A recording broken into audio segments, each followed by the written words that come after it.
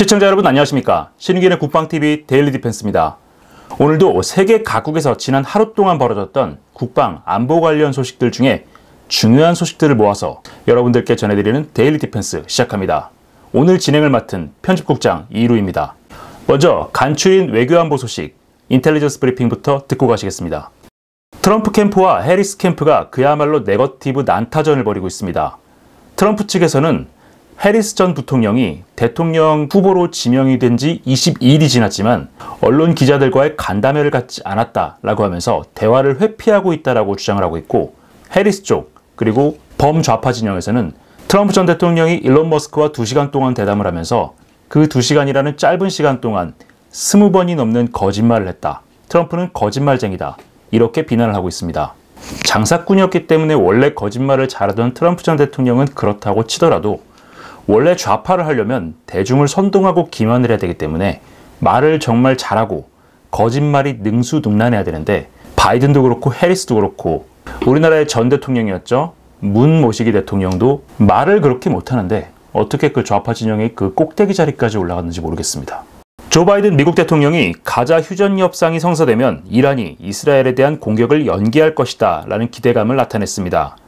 이와 관련해서 타임스 오브 이스라엘도 이란의 고위 관료를 인용해서 휴전이 성사될 경우에 이란의 보복 공격이 연기될 가능성이 있다라는 보도를 했는데요. 이에 대해서 하마스의 새로운 수장 야히야 시너르는 일단 회담 자체가 성사되려면 이스라엘군의 가자지구 작전이 전면적으로 중단돼야 된다. 그 전까지는 회담은 없다라고 못 박았습니다. 카타르 도하에서 열리는 휴전 협상은 8월 15일로 예정돼 있죠. 우리나라 시간으로는 이 방송이 나가는 날 오후 정도가 될 것 같은데, 협상 주체인 하마스가 빠진 이 회담 또 그냥 이런저런 말만 나오다 끝날 것 같습니다.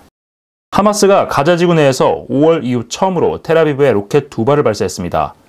자, 이 사진에서 보시는 이 로켓인데 사제 로켓이죠. 이 로켓을 만들어서 칸 유니스 지역에서 약 85km 떨어져 있는 텔아비브 지역으로 발사를 했다고 합니다.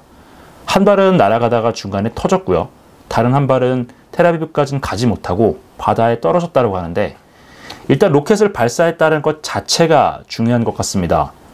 이스라엘이 칸 유니스와 라파 지역을 정말 이잡듯이 뒤지면서 대대적인 군사작전을 벌이고 있음에도 불구하고 이 지역에 대한 통제권을 완전히 확보하지 못했기 때문에 이런 산발적인 로켓 발사가 가능하다는 건데요. 그만큼 대게릴라전은 이만큼 어렵습니다. 사실 지금 이스라엘군의 능력으로 가자지구를 완전히 평정하는 것도 현실적으로 불가능하고요. 그렇다고 해서 이것을 언제까지고 계속 전쟁을 끌어갈 수도 없는 노릇이기 때문에 이스라엘도 이제 조금 양보를 해야 될 때가 되지 않았나 싶습니다. 헤즈볼라가 이스라엘 북부 메론산 일대에 25발의 로켓을 발사했습니다. 이 로켓을 발사한 거점은 이스라엘 공군에 의해서 최초 초탄 발사 90초 만에 완전히 제압됐다라고 밝혀졌는데요. 자, 이 영상에서 보시는 것처럼 헤즈볼라가 로켓을 발사하긴 했습니다. 그런데 이 로켓들은 대부분 목표물까지 도달하지 못한 상황에서 민간인 주거지 외곽에 있는 들판에 떨어졌고요. 90초 이내에 제압이 됐다는 것은 초탄이 발사된 직후에 이스라엘 공군이 대응탄을 발사했다는 얘기입니다. 그 말인즉슨 대포병 작전을 위해서 계속해서 페트롤을 돌고 있었다는 얘기고요. 헤즈볼라의 진지 위치를 정확하게 파악을 하고 있었다는 얘기입니다. 헤즈볼라도 이스라엘 공군이 초계를 돌고 있는 것을 알고 있기 때문에 정말 다급하게 로켓을 발사해서 명중률이 이렇게 나온 것 같은데, 굉장히 종심이 짧은 지역에서 대단히 신속하게 진행된 이 대포병 작전, 우리 군도 이 사례를 좀 연구를 해볼 필요가 있을 것 같습니다. 시리아 북동부 코노코 가스전 일대의 미군 기지에 친이란 민병대가 로켓 공격을 퍼부었습니다. 시설과 인명에 대한 피해는 없다라고 하는데, 자, 이 지도에 보시는 이 지역입니다. 자, 이 지역은 이라크와 국경을 접하고 있죠. 그리고 저 국경을 접하고 있는 저 지역에 도로가 있고요. 저기에 친이란 민병대, 정확히는 카타이브 헤즈볼라가 바글바글하게 있는데, 이란이 이라크를 경유해서 시리아 지역에 있는 친이란 민병대에게 무기와 탄약을 공급하는 주요 루트입니다. 이곳에 있는 미군 기지는 이란이나 카타이브 헤즈볼라에게 정말 눈엣가시일 수밖에 없는데, 최근에 시리아에서 벌어지고 있는 주요 공격들 대부분이 이곳에 집중되고 있습니다. 이번에는 다행히 인명피해는 발생하지 않았는데, 공격이 반복되면 반복될수록 피로도도 높아지고 이 방공무기 자체도 고장이 날 수도 있겠죠. 좀 더 근본적인 해결책을 찾아야 될 것 같습니다. 폴란드가 우크라이나전의 교훈에 따라서 참호전 교육을 확대하고 있다는 소식입니다. 자, 영상 한번 보시겠습니다. 자, 영상을 보시면 폴란드 보병들이 소총과 권총으로 무장한 상태에서 수류탄도 던지고 굉장히 실전적으로 훈련을 하고 있는 것을 볼 수 있는데, 지난 2년 동안의 전쟁에서 러시아와 우크라이나 양쪽 모두 참호에서 정말 치열한 전투를 벌였죠. 그리고 참호를 장악하는 자가 전진하고 참호를 장악하지 못하는 자는 그 자리에서 돈좌가 됐습니다. 이 때문에 방어전이든 공격전이든 참호전이 굉장히 중요하다는 것이 다시금 일깨워지게 됐고, 폴란드도 이것을 지켜보면서 참호전 교육을 강화하고 있는 것 같습니다. 자, 그런데 우리도 유사시에 굉장히 많은 참호전을 해야 될 겁니다. 우리의 방어진지도 대부분 참호로 되어 있고요. 북한군이 구축하고 있는 방어선도 대부분 참호로 되어 있습니다. 참호라는 것이 일직선으로 되어 있는 교통호도 있지만은 사실 거미줄처럼 굉장히 복잡하게 얽혀 있죠. 총을 들고 왼쪽 오른쪽 갈림길에서 왼쪽을 봤는데 오른쪽에 적이 있으면 나는 죽는 겁니다. 반대로 오른쪽을 봤는데 반대편에 적이 있으면 마찬가지로 죽게 되겠죠. 결국 이 참호전은 굉장히 가까운 근접 전투이면서 팀원 간의 협력이 굉장히 중요한 그런 전투인데요. 결국 이런 참호전은 굉장히 가까운 거리에서 펼쳐지는 근접전이고, 그렇기 때문에 개개인의 전투 기술은 물론이고 팀원들 간의 팀워크도 굉장히 중요합니다. 우리 군이 과연 이런 훈련을 지금 하고 있는지 모르겠습니다. 제가 알기로는 없는데, 지구 반대편에서 일어나고 있는 전쟁이라고 그냥 먼 산 불구경하듯이 보지만 말고 이 우크라이나 전쟁에서 우리가 받아들여야 될 교훈이 무엇인지 좀 연구를 하고 우리 군에 그것을 도입하는 그런 군인들이 되어주기 바랍니다. 블룸버그가 러시아가 각 공무원 모병 할당량의 3분의 1도 채우지 못해서 올해 말에 새로운 동원령을 발표할 것이다 라고 보도했습니다. 러시아의 모병난 굉장히 심각하죠. 그리고 지금 월급을 600만 원 이상 준다라고 하는데, 그럼에도 불구하고 아무도 가지 않으려고 합니다. 가는 순간 죽는다는 걸 대부분 알고 있기 때문인데, 결국 이렇게 해서 모병이 되지 않으면 방법은 강제 징집밖에 없죠. 그래서 추가적인 동원령을 내리려고 하는 것 같은데, 이렇게 해서 추가 동원령을 내려서 더 많은 청년들을 전장으로 끌고 가게 되면 아마 러시아에는 미래가 없을 것 같습니다. 미 국방부가 국방장관의 명령에도 불구하고 순항미사일 원잠 조지아함과 항공모함 에이브러함 링컨이 아직 오함대 구역에 도착하지 않았다라고 밝혔습니다. 이 방송이 촬영되고 있는 5월 13일 오후 기준으로 이 조지아함은 키프로스 섬 근처에 있고요. 그러니까 움직이지 않아도 곧바로 레바논이라든가 이란 지역의 토마호크 미사일 공격을 가할 수 있는 그 정도 거리까지 접근을 했고요. 링컨은 지금 바시해협을 통과했습니다. 아마 일주일에서 열흘 정도 시간이 지나면 오함대 구역에 들어갈 것 같은데, 그렇다라는 것은 그때까지는 이스라엘과 이란의 무력 충돌이 발생할 가능성이 좀 낮다라는 것을 의미하는 것 같습니다. 리비아 내전이 재발발할 움직임을 보이고 있습니다. 지난 2021년에 국제사회의 중재로 인해서 트리폴리에 있는 연합정부, 그리고 동부 지역에 있는 하프타르 반군, 지금은 토브룩 정부라고 부르고 있는데, 이 두 정부 간에 합의를 했습니다. 그래서 휴전을 해서 3년 넘게 평화체제가 진행이 되고 있었는데, 최근에 이 하프타르 반군이 갑자기 리비아 통합정부에 반기를 들고 나섰습니다. 자, 이 사진을 보시면 트럭들이 굉장히 많이 몰려있죠. 하프타르 반군이 리비아 통합정부를 공격하기 위해서 병력을 집결시키고 있는 장면인데, 하프타르 측에서는 리비아 통합정부의 권위와 역할, 이권을 인정할 수 없다라는 입장을 통합정부 측에 통보를 했다라고 합니다. 이 트리폴리 통합정부는 미국과 유엔, 서방 세계들이 인정하는 정부고요. 하프타르 반군은 사우디, UAE, 그리고 러시아가 지원하는 그런 조직이죠. 특히 러시아와의 관계가 굉장히 강화되어 있는데, 저는 이 보도가 나온 시점이 러시아가 리비아 지역에 지중해 전진기지를 가지려고 한다, 특히 잠수함 전진기지를 가지려고 한다라는 첩보가 있었습니다.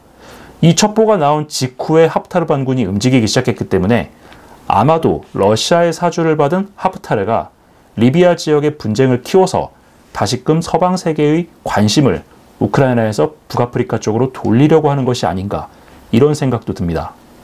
네, 다음으로 우크라이나 소식입니다. 지난 하루 동안 111건의 전투 충돌이 있었습니다. 우크라이나는 지속적으로 러시아군을 소진시키고 있다라고 밝히고 있고, 전과는 어제와 대동소이합니다. 러시아가 야간에 우크라이나 전역에 드론 공격을 했습니다.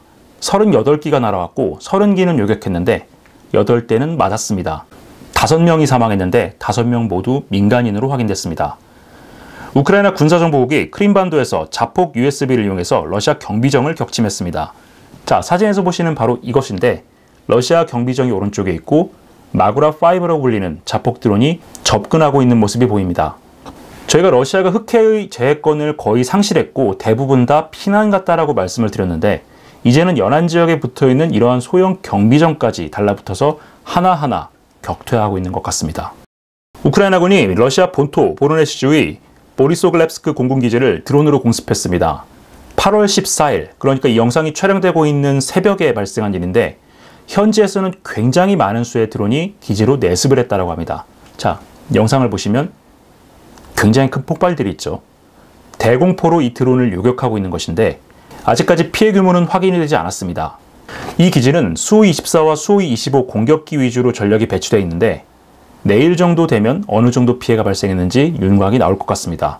우크라이나 영토방위군이 하르키우 립시 축선에서 러시아의 공세를 격퇴했습니다. 전차와 장갑차 그리고 병력 40여 명으로 구성되어 있는 러시아군이 우크라이나군 방어선, 특히 영토방위군이 있는 립시 방어선으로 돌파를 시도했는데 소규모 드론 부대, 이 드론 부대가 포격을 또 유도하고 해서 아주 삽시간에 괴멸당했다고 합니다. 우크라이나 특수작전군이 크레미나 전선에서 러시아 죄수병을 대거 포로로 잡았다는 소식입니다. 죄수병, 말 그대로 소련 시절 형벌대대처럼 전방에 소총 하나 쥐어주고 최전선에서 돌격시키는 그런 병력들인데, 이 병력들이 전선으로 돌격을 하다가 우크라이나군 특수부대를 마주치고 곧바로 총을 버리고 투항을 했다고 합니다. 수십여 명 정도 된다고 하는데 러시아군들 이 사례 잘 기억해 두었다가 무모하게 죽음을 당하지 말고 그냥 이런 식으로 투항해서 포로 대접을 받아 목숨이라도 연명하기를 바랍니다. 키우포스트가 모든 시선은 쿠르스크에 가 있는 동안 포크롭스크가 위험하다라는 보도를 냈습니다. 저희가 최근에 쿠르스크 전선 이야기를 계속 전해드리고 있지만은 다른 전선에서도 지금 교전은 계속되고 있죠. 포크롭스크, 그러니까 마린카와 아우디우카 전선을 아우르는 그 두 개 축선에서 굉장히 많은 공세들이 진행이 되고 있는데 우크라이나가 밝힌 이 전과 대부분도 그 지역에서 나오고 있습니다. 꾸준히 밀리고 있고요. 여기뿐만 아니라 이 포크롭스크 전선에서 동북 방향으로 가면 차시베르 전선 있죠. 바흐무트 옆에 있는 곳인데 이곳에서도 하루에 적게는 100m, 길게는 300m 정도까지 러시아군이 꾸준히 진격을 하고 있다고 합니다. 물론 그 진격의 대가로 엄청난 인명과 장비 피해가 발생하고 있는데 러시아가 그런 걸 따지지는 않는 것 같습니다. 러시아가 대피령이 내려진 쿠르스크에 자국민들 빈집을 상대로 빈집 털이를 하고 있다라는 보도가 나왔습니다. 자, 이 영상을 보시면 러시아군 병사들이 뭐라 떠들고 있는데 이것은 바디캠 영상입니다. 몸에 착용한 카메라를 가지고 이미 대피한 주민들의 집에 들어가서 뭐 건질 것 없나 이렇게 두리번 거리면서 물건을 뒤지는 건데, 점령지에서도 그렇고 자기네 국민들을 대상으로도 그러고 참 제발 개 못 주는 것 같습니다. 리투아니아 국방장관이 러시아가 칼리닝그라드의 병력을 차출해서 쿠르스크로 보내고 있다라고 밝혔습니다. 우크라이나 해군이 크림반도에 있는 러시아 비행장 5개 중에 2개만 정상적으로 가동되고 있다라고 밝혔습니다. 뭐 그도 그럴 것이 이제 방공진지, 공군기지 굉장히 많은 드론 공격을 받았기 때문에 탄약고, 유류고가 손망실된 상태죠. 그러다 보니까 정상적인 전술기 작전 지원이 불가능해서 이제 크림반도는 개점 휴업 상태가 되어가는 것 같습니다. 물론 최근에 있는 물 부족 사태도 굉장히 큰 역할을 한 것 같고요. 자, 오늘의 메인 뉴스입니다. 쿠르스크 소식인데 이게 쿠르스크 소식이 아니라 러시아 전체의 안보를 흔드는 그런 변수가 될 수도 있을 것 같습니다. 어떤 내용인지 살펴보시겠습니다. 우크라이나의 고속기동전이 일주일 넘게 계속되며 서울 면적의 2배 가까운 영토를 잃은 러시아가 쿠르스크주 영토의 4분의 1을 포기할 생각인 모양입니다. 러시아가 우크라이나군에 대한 개별적 요격을 포기하고 방어선 건설을 시작했는데 치명적인 전략적 악수라는 비난이 쏟아지고 있습니다. 블라디미르 푸틴 러시아 대통령에 의해 쿠르스크 사태에 대응하기 위한 책임자로 임명된 최측근 알렉세이 듀민 상장이 쿠르스크 중부 E38 고속도로 일대에 방어선 구축을 지시했으며 이에 따라 병력들이 전투 대신 진지공사에 투입되고 있다고 현지 오신트 소식통들이 8월 14일 리포트했습니다. 최근 쿠르스크 일대를 촬영한 위성사진들을 분석해보면 러시아는 E38 도로를 연하는 선 곳곳에 참호를 파고 있는데요. 쿠르스크 원전으로 가는 길목에 있는 리고브시 외곽을 비롯해 로보, 체르모시노이, 드루즈나야 등의 지역에서 참호 공사가 식별됐습니다. 러시아군의 방어선은 북위 51도 63분 일대의 E38 도로를 따라 구축되고 있는데요. 이는 도로를 따라 참호를 파고 우크라이나군이 그 이상 북진하는 것을 막겠다는 의도로 풀이되고 있습니다. 이에 따라 러시아군은 개별적으로 전선에 투입되는 대신 방어선 이북에 집결해 대부분 참호 공사에 투입되고 있는데요. 러시아는 중대에서 대대급 병력을 개별 기동시켜서 우크라이나군을 요격하는 것을 포기하고 지역 방어로 전환하려는 계획을 가진 것으로 풀이됩니다. 이 같은 계획은 우크라이나가 쿠르스크를 침공했을 초기 우크라이나군 침공부대 규모를 오판한 러시아가 이제야 병력 열세를 깨달았기 때문인 것으로 보이는데요. 러시아는 연방보안국이 사실상 작전 통제 전권을 행사하는 체제를 만들고 전선에서 부대들을 차출하고 있습니다. 러시아 밀블로거들은 도네츠크 전선에서 주로 용병들로 구성된 피아트나슈카 여단, 아르바트 분리군이 특수목적대대, 사르마대대 등의 정예부대가 차출돼 전선으로 이동했다고 밝히고 있습니다. 그러나 이들은 정예부대로 분류되긴 하지만 장기간의 임무 수행과 병력과 장비 손실이 커서 완편 상태는 아닌 것으로 식별되고 있습니다. 러시아는 부족한 장비를 보충하기 위해 벨라루스에 장비 지원을 요청했는데요. 이에 따라 현지 시각 8월 12일부터 우크라이나 북부 국경 지역에 집결했던 벨라루스군이 러시아 측에 전차와 장갑차, 차량과 탄약 등을 인계하고 있다는 보고가 들어오고 있습니다. 문제는 시간입니다. 우크라이나는 러시아군 증원부대가 투입됐을 때도 하루 10km 이상 진격하고 있는데요. 현재 우크라이나군 선봉부대와 E38 고속도로까지는 13에서 20km 정도밖에 떨어져 있지 않아서 방어선이 완성되기 전에 우크라이나군이 들이닥칠 수 있다는 우려가 러시아군 내에서 확산되고 있습니다. 러시아의 지역 방어 전략이 실패하고 우크라이나가 E38도로 이북까지 보급선을 정상적으로 유지하는 데 성공할 경우 러시아에게는 그야말로 재앙과도 같은 사태가 벌어질 수 있는데요. 대규모 전면전을 지휘해 본 적 없는 듀민 상장이 과연 쿠르스크 방어전을 제대로 수행할 수 있을지 계속 지켜봐야 되겠습니다. 인사가 만사라는 얘기가 있습니다. 사람을 적시적소에 쓰면 성공하지만 그렇지 못할 경우에 망할 가능성이 높다라는 건데 지금 러시아 상황이 그렇죠. 실력보다는 인맥, 푸틴이 얼마나 신뢰하느냐 이 정도에 따라서 직책을 맡다 보니까 전선에서 그야말로 지휘통제 체계가 엉망진창이 되고 있습니다.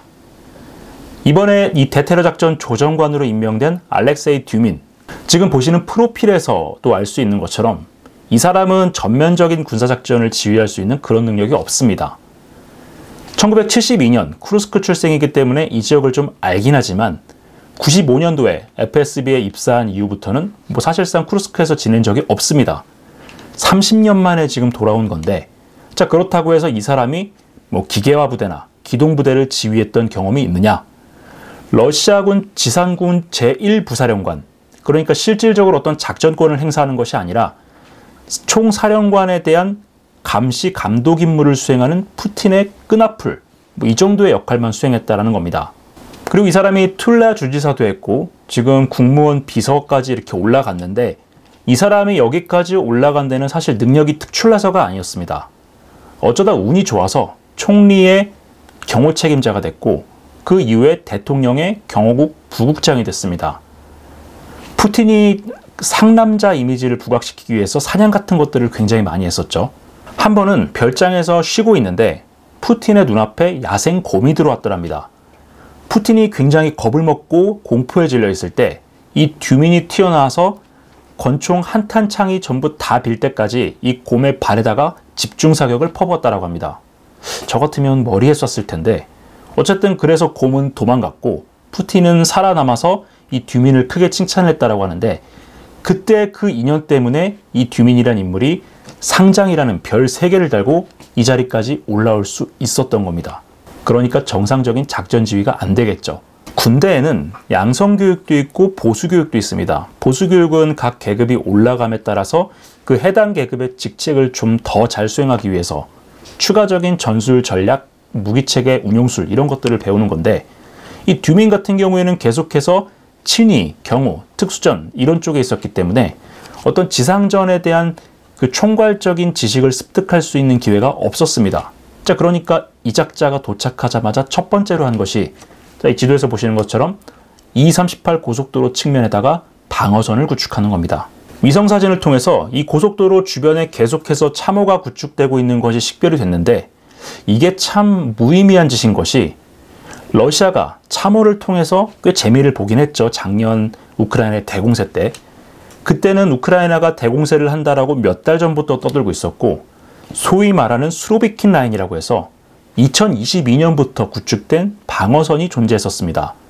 1년 넘게 진지공사를 했기 때문에 여러 겹의 참호가 있었고요. 그 앞에 대전차 용치, 대전차 지뢰, 철조망, 그야말로 다중복합 방어선이 구축되어 있었는데, 지금 E38 고속도로에 구축되고 있는 이 방어선은 그런 방어선이 아니죠. 급조진지이기 때문에 우크라이나군의 공격에 굉장히 취약합니다. 자, 이 위성사진으로 보시는 것처럼 참호선 전방에는 아무것도 없습니다. 대전차 용치도 없고요. 철조망도 없고요. 그렇다고 참호가 지그재그 방사형으로 만들어져서 우크라이나군에게 복잡한 참호전을 강요할 수 있는 그런 여건도 되지 않습니다. 이렇다라는 것은 우크라이나군이 공격준비 사격 한번 퍼붓고 드론을 가지고 위에서 폭탄을 떨어뜨리면 금방 와야 될 수 있는 방어선이라는 거죠. 자, 그렇다면 러시아가 왜 이런 참호 방어선, 지역 방어로 전환을 했느냐? 지금 며칠 동안 러시아가 증원부대를 보내고 있는데 증원부대를 보내는 족족 이 꼴이 되고 있죠. 전차나 장갑차가 없다 보니까 그냥 트럭에 병력을 태워서 보내는 경우도 있고요. 이 다음 사진을 보시면 도네츠크에서 차출돼서 쿠르스크로 가고 있는 사르마떼대 병력들인데, 사르마떼대 나름 네임드 부대인데도 불구하고 자, 차량들 한번 보십시오. 앞에 우아즈 지프도 보이고요. 뒤에 벤츠도 하나 있고 뒤에 우아즈에서 만든 소형 봉고차도 보이네요. 자, 이런 것들을 타고서 기동을 하고 있고, 그리고 이런 영상을 찍어가지고 SNS에 올리는 것이 러시아군 정예부대의 실상입니다. 그렇다라는 것은 우크라이나군이 사전에 이들이 지나갈 길목 앞에 기다리고 있다가 매복 공격으로 격퇴할 수 있다는 것을 의미하는 거죠. 그야말로 총체적인 난국인데, 자, 이런 상황이 계속되면 러시아는 앞으로 굉장히 심각한 상황에 직면하게 될 겁니다. 제가 초반에 말씀을 드렸던 것처럼 일단 이 지도를 한번 보시겠습니다.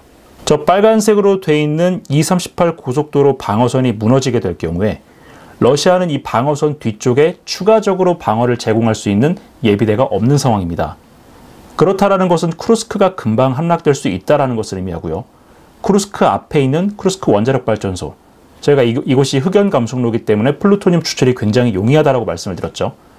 우크라이나는 여기서 플루토늄을 확보할 수도 있을 겁니다.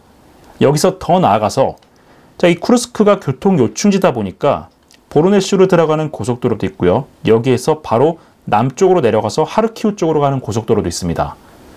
우크라이나가 이 쿠르스크에서 계속해서 전진하면서 후방에 예비대를 계속 투입하고 현재와 같이 보급로를 유지할 수 있다면 이곳에 기동부대를 투입해서 하르키우 전선 전면을 바라보고 있는 러시아군의 주력 부대의 뒤통수를 칠 수 있습니다. 뒤통수를 직접적으로 치지 않더라도 이 고속도로를 통해서 이루어지고 있는 보급 대부분을 차단할 수 있기 때문에 말 그대로 하르키우 전선에서 버티고 있는 우크라이나군 부대, 후방에서 들어오는 우크라이나 부대, 이 두 개 부대가 이 중앙에 모여있는 러시아군을 포위하고 항복을 요구할 수도 있는 상황이 온다는 거죠. 하르키우 전선에 있는 부대들은 지금 포크롭스크 전선에서 공세를 벌이고 있는 부대들하고 다르게 러시아 정규군의 주력 부대입니다. 포크롭스크 전선에서는 어차피 예비군들 데려다가 소위 말하는 우라 돌격을 시켜서 그들의 피로 지금 진격하고 있는 그런 전선이고, 이 하르키우 전선에는 러시아가 자랑하는 메이커 부대들, 제1근위전차군 같은 이런 부대들이 다 몰려 있습니다. 이 부대를 잃게 되면 러시아는 당분간 재래식 전쟁을 수행할 수 있는 능력을 상실하게 되고요. 이것을 복원하는 데 굉장히 많은 시간이 걸릴 겁니다. 결국 푸틴이 자신이 믿는 최측근을 이 사태의 해결사라고 보내놨는데, 이 해결사라는 작자가 러시아군의 미래를 완전히 말아먹을 수도 있다라는 이야기인데요. 이렇게 되면 당분간은 우크라이나의 승전보를 계속 전해드릴 수 있어서 좋긴 하겠지만은, 푸틴이 계속 궁지에 몰리고 여기에 대응할 수 있는 재래식 전력이 없다면 결국 이 작자는 핵무기라는 카드를 꺼내겠죠. 우크라이나도 어느 정도 전략적 이익을 봤으면 여기서 멈추고 러시아와 협상을 하는 그런 방안도 생각을 좀 해봐야 될 것 같은데, 젤렌스키 대통령도 워낙에 강성이어서 과연 협상에 나설지는 모르겠습니다. 복잡하고 긴박하게 돌아가는 우크라이나 전황, 앞으로도 계속 전해드리도록 하겠습니다. 오늘 저희가 준비한 데일리 디펜스는 여기까지입니다. 시청해주셔서 감사합니다.